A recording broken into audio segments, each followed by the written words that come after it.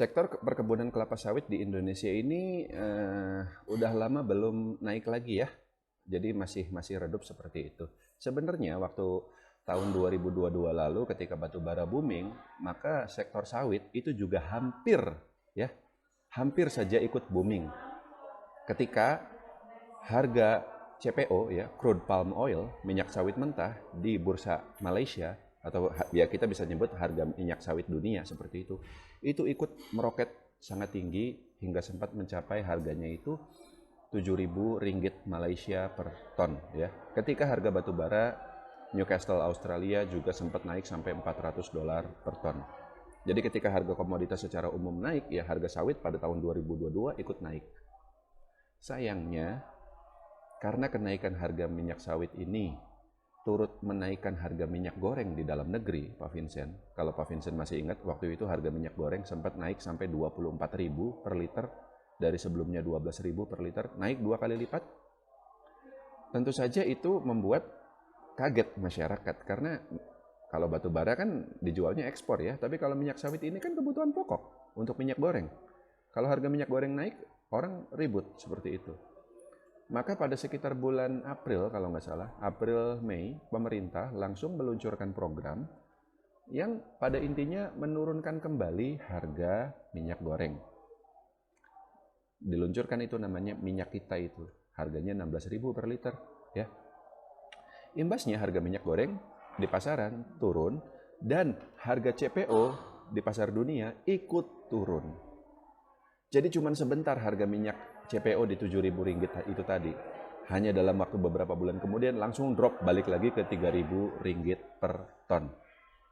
Akibatnya kinerja LSIP, DSNG batal booming, sempat hampir saja di tahun 2022 itu mereka untung besar tapi nggak jadi gitu loh.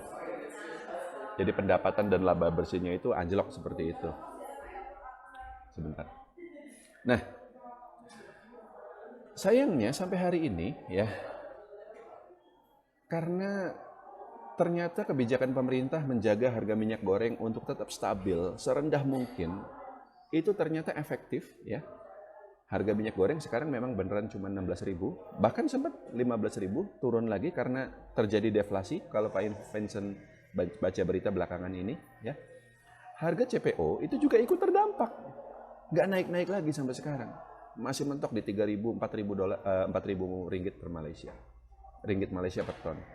Imbasnya kinerja LSIP sama DSNG dan juga emiten-emiten sawit yang lain, kalau disebut jelek sih enggak ya, pendapatan mereka ya masih bagus, ROE mereka juga masih ya 10% seperti itu ya. Tapi kalau ngarepin ROE-nya balik lagi ke 20% agak berat ke depannya. Kalau berharap dari pasar utama yang menyerap minyak sawit, yaitu minyak goreng. Ya, agak berat kalau berharap harga CPO naik lagi, karena setiap kali harga CPO atau harga minyak goreng naik, itu pasti pemerintah langsung turun tangan. Langsung diturunin lagi gitu loh. Nah, tapi Pak Vincent kan tadi bilang ada program biodiesel. Ya, pemerintah meluncurkan biodiesel. Nah, sebenarnya begini. Program biodiesel ini juga sudah ada sejak saya lupa tahun kapan, tapi sudah lama ya. Intinya ada program namanya itu B30. B30 ini adalah minyak solar di mana komposisinya 70% minyak solar ya yang masih diimpor, 30% itu minyak sawit. Ya. Itu sudah merupakan kemajuan dari sebelumnya itu B10, B20, lalu menjadi B30 ya. Jadi kalau B10 itu minyak sawitnya cuma 10% gitu ya. Minyak B20 20%. Nah, yang terakhir B30, jadi dari 1 liter itu ya 30%-nya itu minyak sawit gitu, seperti itu. Kedepannya memang ini akan terus dinaikkan menjadi B40, B50, bahkan mungkin B100. Jadi minyak solar itu 100% dari sawit, tapi itu perlu waktu karena harus ya teknologinya dan seterusnya.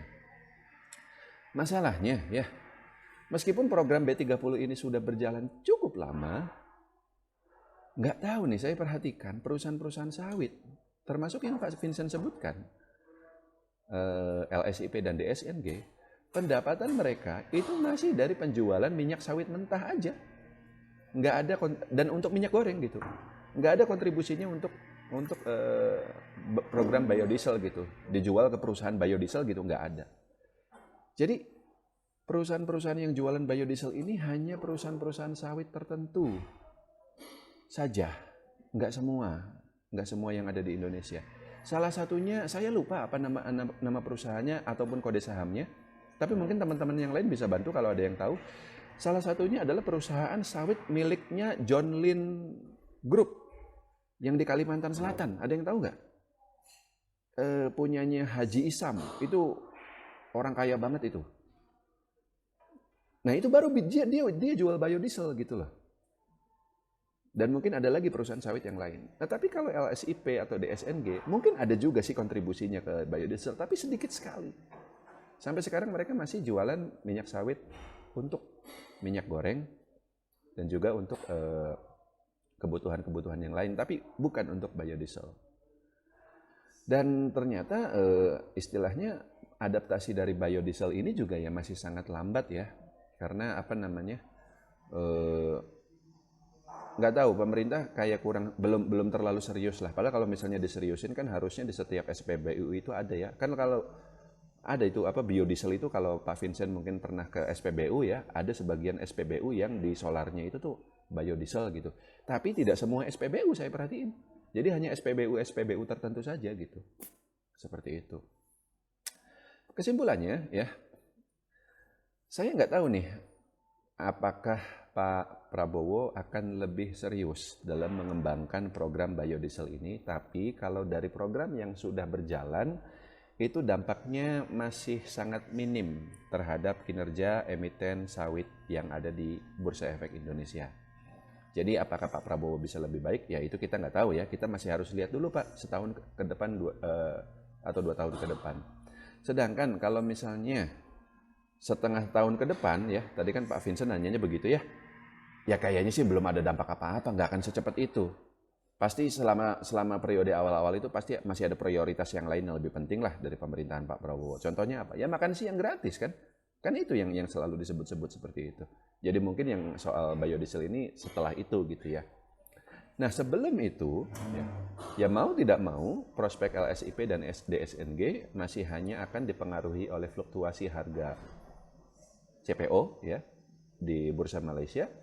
Dan itu akan dipengaruhi oleh harga minyak yang sayangnya, ya menurut saya sih harga minyak goreng nggak akan pernah naik. Sekalinya naik pasti diturunin lagi. Sudah terbukti upaya pemerintah. Tadi saya katakan pemerintah ketika mengembangkan biodiesel ini nggak begitu serius. Oke. Tapi kalau bicara soal kebutuhan harga pokok, Pak Vincent, pemerintah itu sangat serius. Nggak boleh ada harga kebutuhan pokok yang naik terlalu tinggi. Perhatiin nggak? Harga beras, harga minyak goreng, harga gula.